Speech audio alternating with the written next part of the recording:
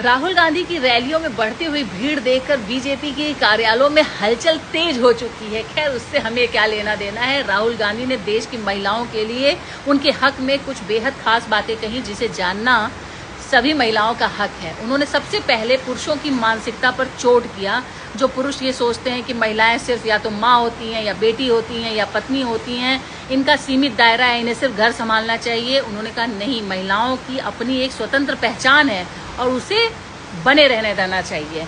दूसरी खास बात, उन्होंने मनुस्मृति के उस विचार को पूरी तरीके से खारिज करते हुए कहा जिसमें कहा जाता है कि महिलाओं को हमेशा पुरुषों के अधीन रहना चाहिए, पुरुष ही रक्षा कर सकता है। भाई, पुरुषों महिलाओं को किससे रक्षा की जरूरत है?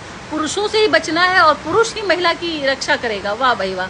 हालांकि उन्होंने इस बात को पूरी तरीके से खारिज कर दिया और कहा कि महिलाएं किसी के भी अधीन नहीं हो सकती। इसके साथ उन्होंने समाज का कड़वा सच भी सामने रखते हुए कहा और दावा किया कि आज भी 80% महिलाएं किसी न किसी स्तर पर उत्पीड़न झेल रही हैं, शोषण झेल रही हैं, भद्दे इशारे झेल रही हैं, कमेंट झेल रही हैं।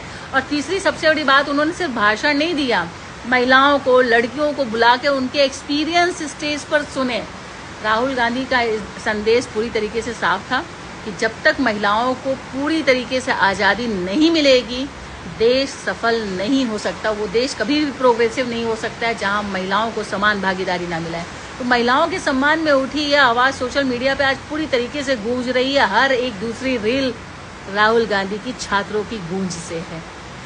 देखकर बहुत अच्छा लगा कि लेकिन स्मृति ईरानी, जिन्हें बुलाया ही गया है ऊट पटांग बोलने के लिए, एक इंटरव्यू में कह रही हैं ठीक है, स्टेज पर राहुल गांधी महिलाओं की बात कर रहे हैं, लेकिन हम लोग को महिला आरक्षण बिल पास नहीं होने दे रहे हैं या महिला आरक्षण पे काम नहीं करने दे रहे हैं। भाई, 2023 में महिला आरक्षण बिल पास हो गया था। कांग्रेस ने, सभी विपक्ष ने उसमें समर्थन दिया। आप ही तो उसमें अड़ंगा लगा रहे हैं कि परिसीमन बिल पास होगा, जनगणना होगी, उसके बाद हम महिला आरक्षण बिल लगाएंगे। तो काहे विपक्ष को कोस रहे हैं? काहे आप गलत र्यूमर फैला रहे हैं? गलत चीजें आप नैरेटिव सेट कर रहे हैं। खामियां आपके अंदर है, खामियां बीजेपी के अंदर है, लेकिन वो हमेशा राहुल गांधी की इमेज खराब करके अपनी राजनीति की रोटी सेकती आई है। और अब जनता जाग चुकी है कि राहुल गांधी की इमेज खराब कर कर तुम अपनी रोटी तो नहीं सेक सकते हो।